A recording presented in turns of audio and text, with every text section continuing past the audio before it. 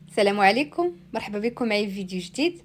اقتراح ديال اليوم غادي نشارك معكم فقاس بالقرقاع واللوز. كيجي من اكثر والذ الحلويات، كيجينا هشيش خفيف. بالنسبه للمكونات والطريقه جد سهله. غنحتاج 80 غرام ديال الزبده، غادي نضيف ليها رشه ملح. الزبده بطبيعه الحال مخرجه من الثلاجه من قبل تكون لينه، ومن الاحسن تخدموا بزبده حيوانيه. ضفت ليها كيس ديال او النكهه ديال زهره البرتقال، وغادي نضيف كاس الا ربع ديال السكر ما يعادل 80 غرام. غادي نخلط اولا غادي ندمج المكونات حتى كيذوب السكر. بالنسبه ليا انا بقات ليا شويه هكا الزبده شاده راسها، يعني ما خليتهاش الوقت الكافي حتى كتطلق. هنا من بعد ما داب داك السكر وندمجوا ليا المكونات مباشره غادي نضيف كاس الا ربع ديال الزيت ما يعادل 80 مليلتر، وغادي نعاود نخدم. يعني اي مكون ضفتو كنحاول هكا نخدمه مزيان.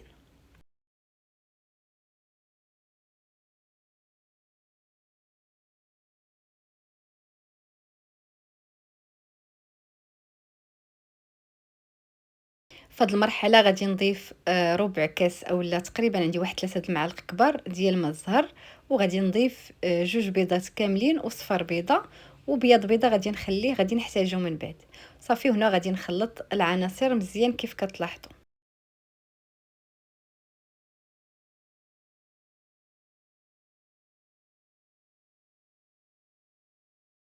من بعد ما تخدموا ليا كاع المكونات مباشره غادي نضيف ليهم الدقيق. تقريبا احتاجيت بين 500 حتى ل 550 غرام، ودائما كتبقى على حسب النوعيه ديال الدقيق وعلى حسب الحجم ديال البيض. ممكن تحتاجوا اكثر من هذه الكميه او اقل منها.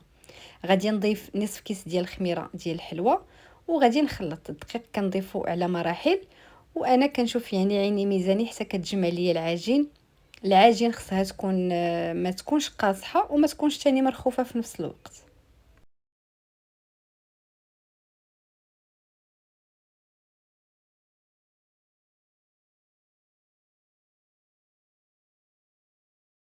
وكيكون هذا هو القوام ديال العجين ديالي، كنحصل عليها بهذه النتيجه. غادي نقسمها على 3 ديال الحصات، وغادي نخدم كل حصه بوحدها اولا كل بودان بوحدو. صافي، انا غادي نستعن بالورق ديال الطهي، وغادي نرش شويه هكا ديال الدقيق باش دغيا كتبسط معايا. صافي، حاولوا داك الورق يعني يثبت لكم انا شويه كعذبني في الخدمه. صافي، وكنستمر بهذه الطريقه، يعني نبسطها على الطول والعرض باش كتجيني هكا مربعه. كيف لاحظتوا هذا هو السمك ديال العجين. ومباشره غادي ندهن الوجه ديالها ببياض البيض اللي خففته بشويه هكا ديال الخل باش كنحيد داك الزفار ديال البيض.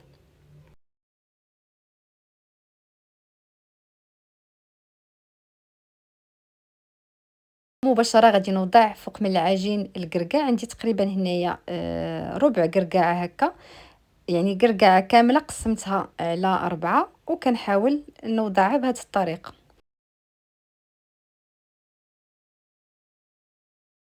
بالنسبة للصف الثاني غادي نوضع اللوز اللي مغسولين بطبيعة الحال وخليتهم حتى نشفوا مزيان، عاد وضعتهم. صافي، كندير صف ديال اللوز صف ديال الكركاع حتى كنكمل، ومباشرة غادي نحاول نلف العجين بهذه الطريقة.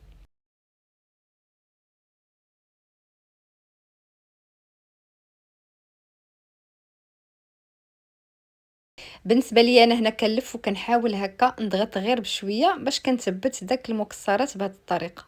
صافي، من بعد ما يعني روليت داك البوده غادي نحاول ندهنو هكا من الفوق بداك بياض البيض، وغادي نزين اولا غادي نرش هكا رقائق ديال اللوز. بالنسبه التزيين كيبقى لكم الاختيار، ممكن تكتفيو به غير هكاك، اولا ممكن تزينوه بهذه الطريقه، كيجي رائع بزاف وكيجي حتى لذيذ في المذاق. غادي نوضع البودان ديالي في صفيحه اللي دهنتها بشويه ديال الزيت، وغادي نستفهم بهذه الطريقه. نحاول هكا نقادهم، ناخذ واحد الكيردون ولا فنيته تكون نقيه، وغادي نتك بها الفقاص باش ما كيتنفخش في الطياب. وغادي ندخلو الفرن، يكون الفرن بارد ما سخنتوش من قبل، النار تكون مهيله حتى كيطيب هكا باش ما كيتشققش معكم. انا الخطا اللي وقع ليا وهو انه فات ليا في الطياب، وملي جيت نقسمو اولا هكا نقطعو يعني بدا كيتهرس ليا واحد شويه. حاولوا ما امكن ما تخليوش يفوت في الطياب بزاف.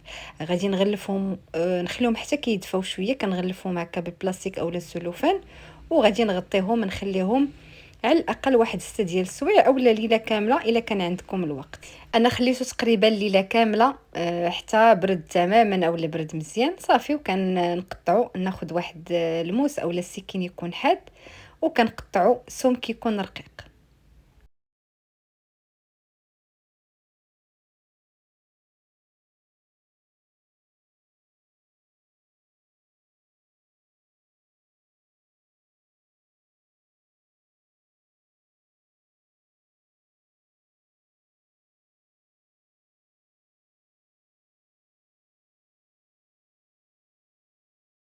كيف كتلاحظوا هنا غنقرب لكم الصوره وتشوفوا السمك ديال الفقاس كيف كيجي، قد ما كان رقيق قد ما كيجي هنا مقرمش وكيجينا لذيذ. صافي غادي نكمل الكميه اللي عندي كامله. كيف كتلاحظوا يعني الخطا اللي وقع ليا وهو ان فوتو شويه هكا في الطياب وبدا يعني كيتفرتت ليا بهذه الطريقه. صافي غادي نوزعو اولا غادي نستفو في نفس الصفيحه، كنحاول هكا غير نمسحها وغادي نعاود نرد ليه هذاك الفقاس وغادي ندخلهم للفرن. غنشعل ليهم هاد المره غير من الفوق، نخليهم حتى كيتحمر ليا الوجه ديالهم، النار تكون مهيله وحنا كنردوا معاهم البال غير كيتحمر للفوق. كنعاود نقلبهم باش كيتحمر يعني الوجه الثاني.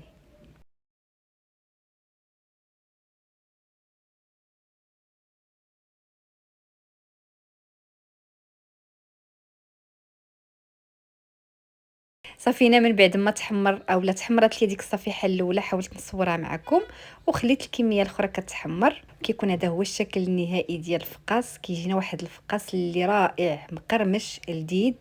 وكيف لاحظتوا يعني راه ساهل حتى في التحضير. الا وصلتوا حتى لهنا ما تنساوش الاعجاب بالفيديو، وشكرا بزاف على الدعم والمتابعه. الى اللقاء مع وصفه اخرى ان شاء الله.